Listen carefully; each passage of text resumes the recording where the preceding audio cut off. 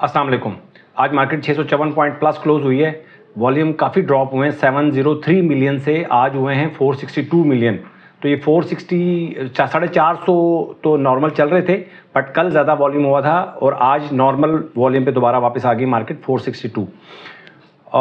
Sectors की बात करें तो आज सिर्फ एंग्रो एच काबिल ज़िक्र जो है जिसमें इजाफा देखा गया है, और कमर्शियल बैंक्स ने 163 पॉइंट माइनस कंट्रीब्यूट किए और इन्वेस्टमेंट बैंक ने 281 पॉइंट प्लस कंट्रीब्यूट किए हैं।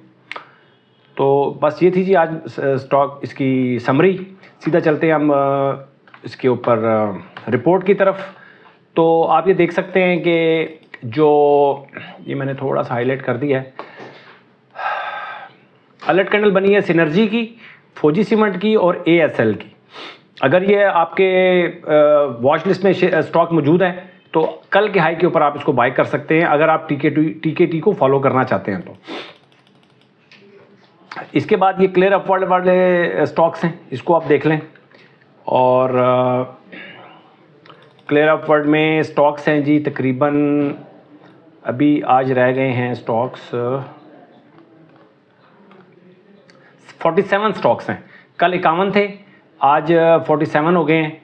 और ये स्टॉक्स हैं जी सारे, मैंने हाईलाइट कर दिए हैं, इनको आप नोट कर सकते हैं, स्क्रीनशॉट ले सकते हैं। और इसके बाद हम चलते हैं जी A और A+ की तरफ। तो A और A+ वाले स्टॉक्स भी आप देख लें। 27 हो गए हैं जी, 24 से 27 हो गए हैं। आज कुछ मार्केट प्लस हुई है जिसका इम्पैक्ट आया है। ये स्टॉक हैं जी, इनको भी आप देख सकते हैं, इनको नोट कर सकते हैं। बोलता इसलिए क्योंकि वैसे टाइम ज़ाया होगा, आप इनको नोट कर लें। थोड़ा सा और बड़ा कर देता हूँ, ठीक है जी। इसके बाद D और D- में जो स्टॉक रह गए हैं 22, कल 21 थे, आज 22 हो गए हैं। और जिन्होंने वॉल्यूम किया स्टॉक, ये आप नोट कर लें। के इलेक्ट्रिक पहले नंबर पे, हैस्कोल दूसरे नंबर पे, BML तीसरे, सिनर्जी चौथे नंबर पे, WTL पाँचवें, DSL छठे, AHCL सातवें, पेस 8वें नंबर पे, लॉट केमिकल 9वें नंबर पे। बहुत सारे स्टॉक्स ने लोगों ने बोला है AHCL के बारे में आप नहीं कुछ बताते, तो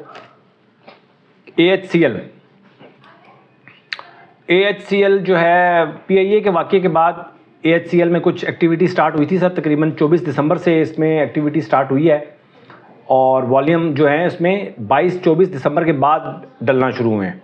18 रुपये 60 पैसे का शेयर है, स्टॉक है। ट्रेडिंग के लिए ठीक है, but not for long term investment, ये मैं आपको बता देता हूँ। तो ट्रेडिंग के लिए चाहिए, मसला नहीं है, क्योंकि ट्रेडिंग में हम ये क्या करते हैं, शॉर्ट टर्म इन्वेस्टमेंट में या शॉर्ट टर्म ट्रेडिंग में हम स्टॉप लॉस के साथ निकल जाते हैं।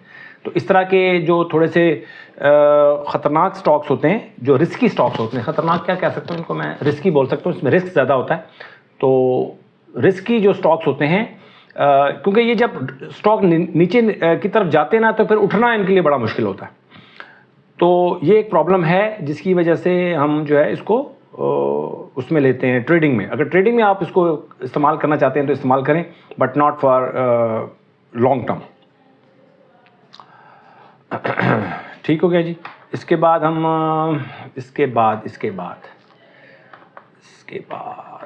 जी A से A+ में जो गए हैं उनमें CEPB, एंग्रो एच, AICL, अटक रिफाइनरी, और डायरेक्ट A+ में जो गए हैं ASL, ई फर्टिलाइज़र, हब पावर।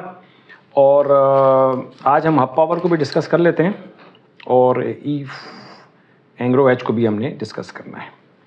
अच्छा, Atlas Honda, sorry hub power गया है। अच्छा, जो A में जो डायरेक्ट गए हैं, A में जो आए हैं नए, फौजी cement, NCL, Atlas Honda, synergy, ISL, waves. तो कुछ स्टॉक्स हम डिस्कस कर लेते हैं जिनमें एंग्रो एच को देखते हैं जी। एंग्रो एच को आप खुद देख के बता सकते हैं कि 26 दिसंबर को इसकी अलर्ट कैंडल बनी थी। उसके बाद इसने मौका नहीं दिया अलर्ट कैंडल बनाने का। 55.18 पॉइंट से रह गया था, अदरवाइज इसकी दोबारा अलर्ट कैंडल बन सकती थी, बट वो रह गया तो रह गया। और इसकी जो पहली अलर्ट कैंडल बनी थी वो बनी थी 237 रुपये 44 पैसे में। आज 273 रुपये का भाव है। और एक जो लेवल इसने जो लेटेस्ट जो हमें जो प्राइस एक्शन में हमें पता चल रहा है कि जो लेटेस्ट हाई था वो था 270 रुपये। तो 270 रुपये भी आज इसने क्रॉस किया है, पहले भी क्रॉस किया। तो 270 से ऊपर अगर रहता है तो एंग्रो एच अच्छा है। और फिर मैं वही बात करूंगा कि अगर आप TKT में को फॉलो करेंगे तो जल्दी टाइमली आप एंट्री ले सकते हैं स्टॉक में, किसी भी स्टॉक के अंदर, इससे पहले कि वो हर बंदे को पता चल जाए, आपको पहले ही पता चल जाएगा। बट शर्त उसकी ये है कि आपके वॉच लिस्ट में होना ज़रूरी है। देखिए बहुत सारे स्टॉक्स हैं, जैसे मैं आपको मिसाल दे देता हूँ जिसका मैं जिक्र भी नहीं करता, बहुत अच्छे अच्छे स्टॉक हैं जिनका मैं जिक्र भी नहीं। MTL सिस्टम, ठीक है, कैपको, पायनियर सीमेंट, सुई नॉर्थ, सुई साउथ, अच्छे स्टॉक हैं। ये DOD माइनस के स्टॉक्स हैं, मैं इनको डिस्कस भी नहीं करता। GL गाल, HCAR, INIL, कितने अच्छे, CHCC, ये स्टॉक हैं, इनको मैं डिस्कस भी नहीं कर रहा। वजह इसकी ये है कि ये नहीं कि बुरे स्टॉक्स हैं, अभी D माइनस में है। जब ये इनके ऊपर जब ये बेहतर होंगे तो अब हम इनको डिस्कस भी कर लेंगे और एंट्री भी ले लेंगे। अभी इनमें पैसे फंसाने का फ़ायदा नहीं होता, कुछ पता नहीं होता कि कितना अरसा। जैसे ऑक्टोपस है, ऑक्टोपस जब से मैंने ये रिपोर्ट बनाई है अल्हम्दुलिल्लाह, ऑक्टोपस जो है ना 1 से 2 दफ़ा जो है ना C या B में गया है, 1 से 2 दफ़ा C और B तक शायद गया है ये 1 दफ़ा, फिर ये वापस आया D माइनस में और D माइनस में ही है उस वक्त। जब से मैं ये रिपोर्ट बनाना शुरू हूँ, ऑक्टोपस नहीं निकला इस रिपोर्ट से, D माइनस कैटेगरी से निकला ही नहीं है। तो हम कब तक वेट करें भाई किसी चीज़ का। दूसरी बात यह है कि जब इतने ज़्यादा स्टॉक्स आपके पास मौजूद हैं, अच्छे स्टॉक्स, तो लाजमी हमने D माइनस, D और C वाले स्टॉक्स में नज़र रखनी है। तो हमारी एक आदत है, साइकोलॉजी है हमारी, कि जो स्टॉक गिरा हुआ होता है ना उसके ऊपर हमारी नज़र होती है कि यार इसको हम ले लें किसी तरह, और उसके बाद ये जिस तरह बाकी स्टॉक बढ़ रहे हैं ना ये भी बढ़ना शुरू हो जाएगा और हमारी जो है ना चांदी हो जाएगी। यार 100 जो आपका जो बेंच मार्क है ना, KC 100 इंडेक्स मार्केट है, मार्केट से जो क्या कहते हैं 180 डिग्री चल रहा है वापस, मार्केट यूं जा रही है, स्टॉक नीचे जा रहा है।